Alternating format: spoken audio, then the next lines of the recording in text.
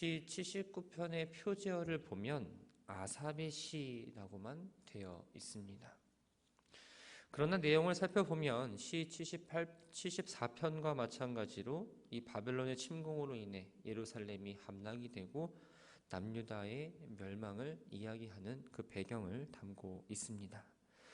아삽의 시라고 했기 때문에 시의 저자가 아삽이라고 생각할 수 있지만 본 시의 배경상 다윗 시대 찬양대장인 아삽이 아니라 그 이후의 후손들이 가운데 지은 것으로도 볼 수 있습니다.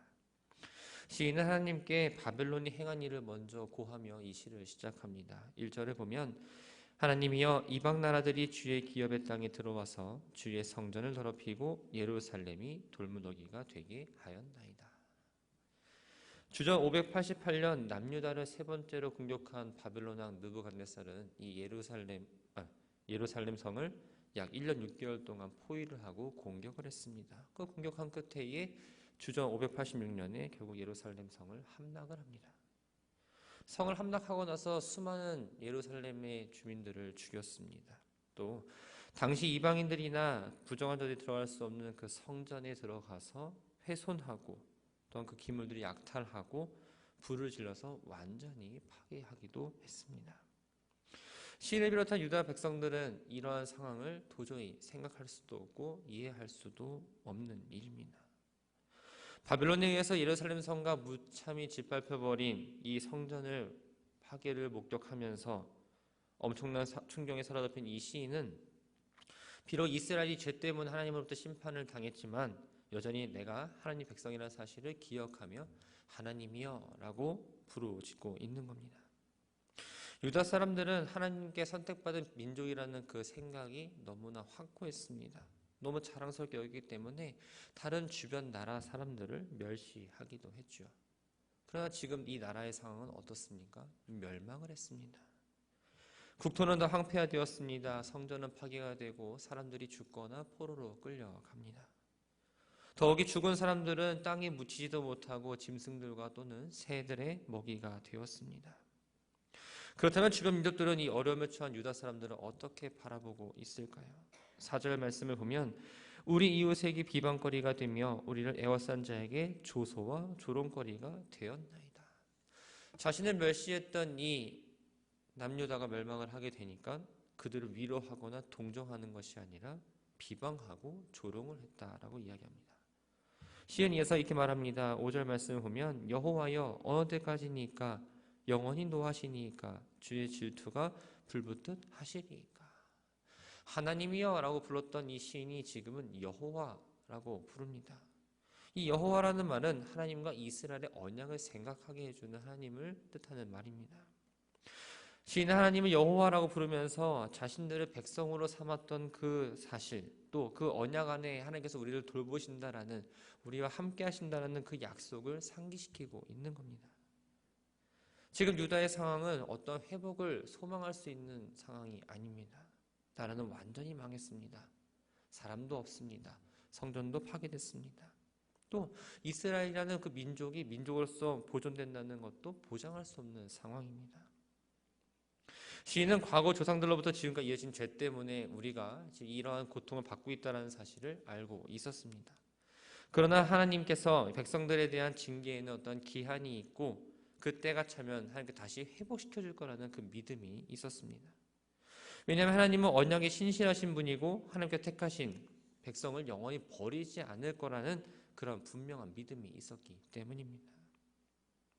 그래서 언약 백성을 향한 진노를 그치시고 이들을 짓밟고 이방 민족들에게 주의 노를 쏟으시기를 간구할 뿐만 아니라 9절 말씀처럼 우리 구원의 하나님이여 주의 이름의 영광스러운 행사를 위하여 우리를 도우시며 주의 이름을 증거하기 위해 우리를 건지시며 우리의 죄를 사하소서라고 기도하고 있는 거죠.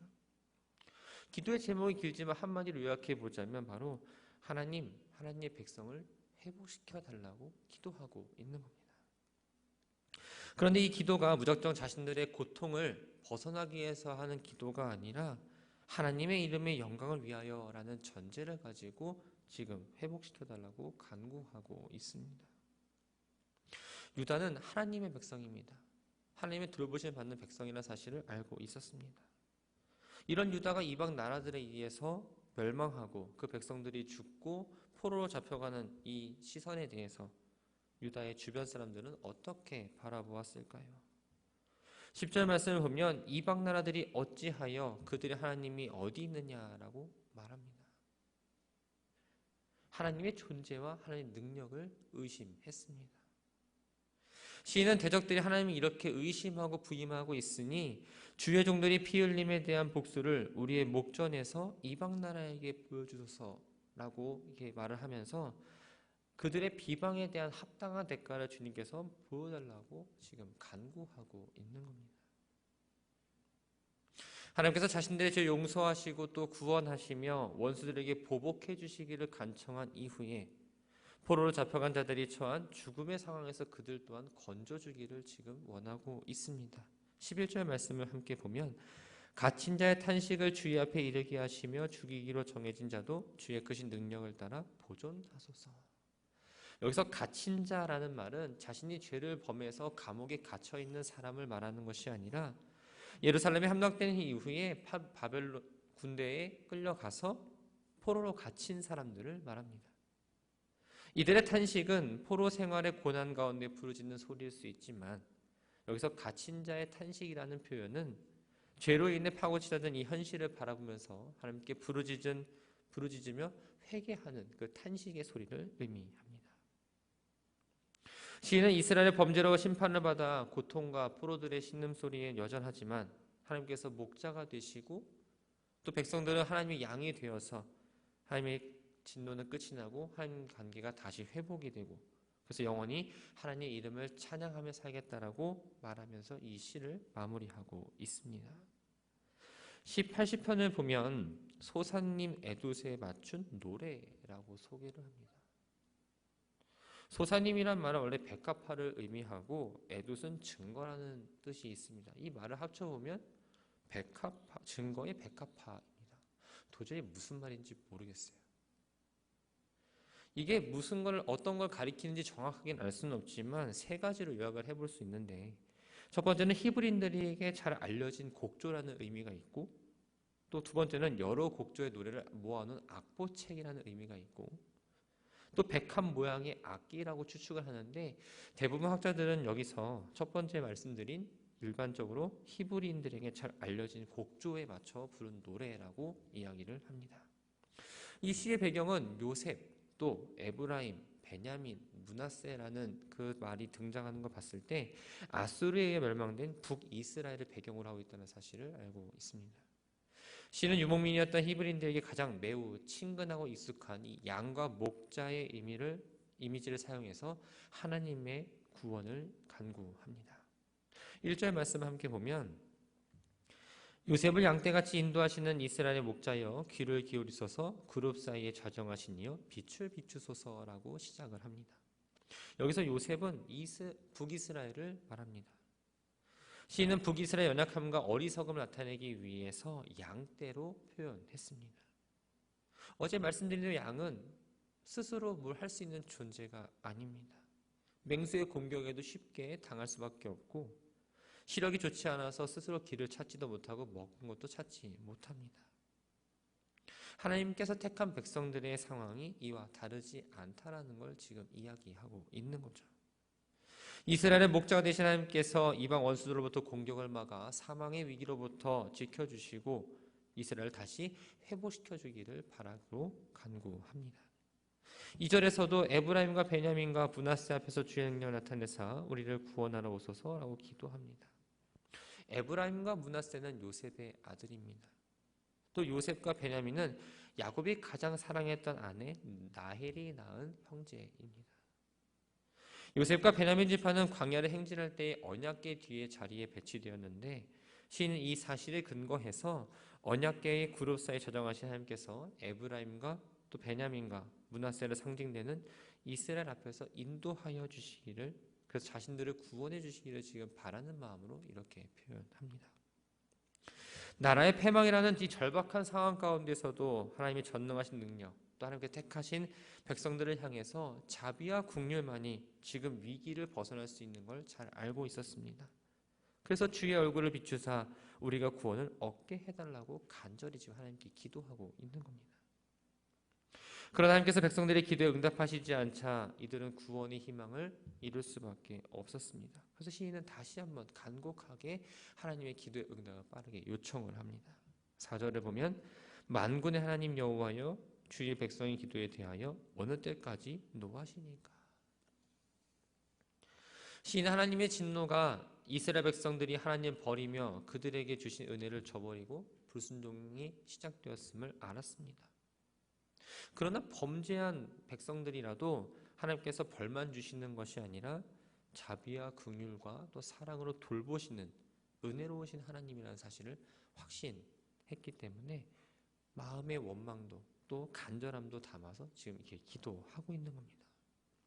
그래서 5절 6절을 통해서 하나님께서 자기들에게 눈물 양식을 먹이시고 많은 눈물을 마시게 하시고 이웃에게 다툼거리가 되게 하셔서 원수들의 웃음거리가 되게 하셨다라고 말을 합니다.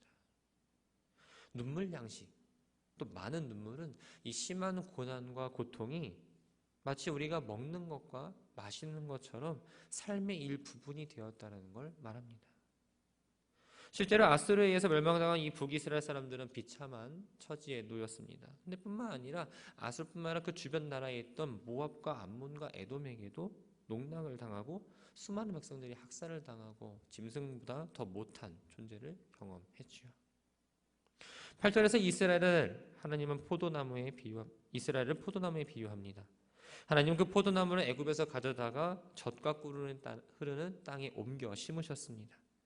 가나안 땅에 거주했던 원주민들을 쫓아내고 이스라엘 백성들을 그 땅의 주인이 되게 하셨습니다. 그래서 하나님께서 그 포도나무 돌보실 때에 정말 아름답게 크고 멋있게 자랐습니다. 뿌리가 땅속까지 깊었을 뿐만 아니라 가지가 사방으로 뻗어 나갑니다. 백향목 가지 같은 우람한 가지는 바다까지 뻗었고 넝쿨은 강까지 미쳤습니다. 여기서 바다를 의미하는 건 가나안 서쪽 경계인 지중해를 말하고 이 강은 가나안 동북부에 있는 유브라데 강을 말하는데 이 당시 이스라엘 역사상 가장 넓은 영토를 차지하고 있고 큰 영향력을 행사했던 다윗과 솔로몬의 시대를 의미합니다. 이스라엘 황금 시대라 말할 수 있는 이 시대가 하나님의 손에 의해서 끝이 났습니다. 정성스럽게 포도원을 가꾸시고 옮겨 심은 이 포도나무 번성하던 하나님께서 갑작스럽게 포도원을 무너뜨리신 겁니다. 12절 말씀과 13절 말씀을 이어서 보면 주께서 어찌하여 그 담을 허시사 길을 지나가는 모든 이들이 그것을 따게 하셨나이까 숲속의 멧돼지들이 상해하며 들짐승들이 먹나이다 라고 합니다. 여기서 담은 이스라엘을 보호하는 하나님의 보호를 의미하고 멧돼지는 아수르, 또 지나가는 모든 이들과 들짐승은 주변 나라들을 의미합니다. 시인은 왜 이런 일이 이스라엘에 벌어졌는지 잘 알고 있었습니다. 하나님께서 이스라엘 백성들에게 가나안을 선물로 주셨고 영원히 살 수 있도록 지키고 보호하신다고 약속하셨습니다. 근데 단 조건이 하나 있었습니다. 그것은 하나님 말씀에 순종하는 거였습니다. 하나님 말씀에 순종하면 그들의 삶이 장구히 이어질 텐데 그들은 하나님의 말씀을 어겼던 겁니다. 이스라엘의 이러한 불순종은 하나님께서 그들에 대한 보호의 방벽을 거두게 하셨고 돼지와 같은 자들에게 밟히게 되었던 거죠. 시인 하나님이 심은 포도나무임을 잊지 말라며 간구합니다. 포도나무를 심었던 주님의 강한 오른손으로 다시 한번 그들을 붙들어 달라고 기도하고 있습니다. 이스라엘이 아무리 과거에 강한 나라였다 할지라도 하나님 보호하심이 없다면 마치 불에 타고 베어지는 포도나무처럼 멸망당할 수밖에 없었다는 걸 깨달았기 때문에 하나님께서 권능을 베풀어 주시고 다시 세워주셔서 대적들에 의해 벗어나게 해달라고 간구를 하고 있죠. 그러면서 마지막으로 자신들이 구원을 얻을 경우에 하나님의 거룩하신 이름에 합당한 삶, 하나님을 늘 예배하는 삶을 살겠다고 다짐을 하며 오늘의 시를 마무리합니다. 말씀을 정리합니다. 사랑하는 성도 여러분, 하나님의 얼굴이 여러분들을 향하고 있음을 느끼며 살아가십니까? 사람과의 관계는 매우 중요하다고 생각을 합니다. 약속을 하면 어떻게든 지키려고 하고 그 사람에게 밉보이지 않으려고 정말 많은 노력을 합니다. 그런데 우리가 하나님과 관계는 과연 그렇게 민감하게 또 중요하게 생각하는지 생각해 보셨으면 합니다. 예배의 시간이 정해졌다면 그 예배의 시간에 전에 와서 먼저 기다리는, 그 예배를 기다리고 기도하는 마음이 있어야 되는데 때로 너무 급하게 올 때가 있지는 않습니까? 하나님의 얼굴이 나를 향할 때 은혜가 충만하다는 걸 느끼지만 하나님의 얼굴이 나를 돌린다면 그것만큼 큰일이 나에게 벌어진 사실을 기억하며 살아가야 된다는 거죠. 믿음의 길을 걸어가면서 하나님께서 실망하실 만한 일을 저지를 때도 있습니다.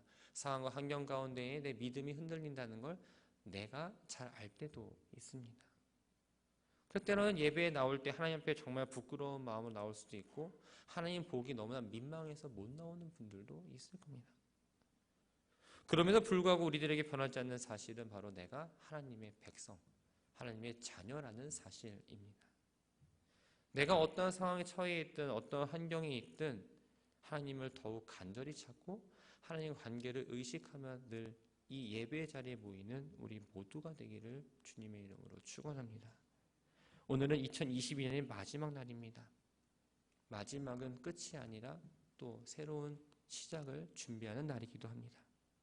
믿음의 길은 오늘에 끝나지 않습니다. 내일도 하나님께서 우리에게 주어진 허락한 시간 가운데 매일매일 이어지는 시간입니다. 벼는 시간이 지나면 고개를 숙이는 것처럼 우리의 믿음 생활이 시간이 지날수록 익어지고 또한 교회 내에서뿐만 아니라 우리의 서 있는 삶과 또한 가정 가운데에 하나님 주신 열매를 많이 맺고 그래서 하나님께 감사와 찬양 올려드리겠다는 삶을 늘 다짐하며 주님 앞에 나아가는 우리 모두가 되기를 주님의 이름으로 축원합니다.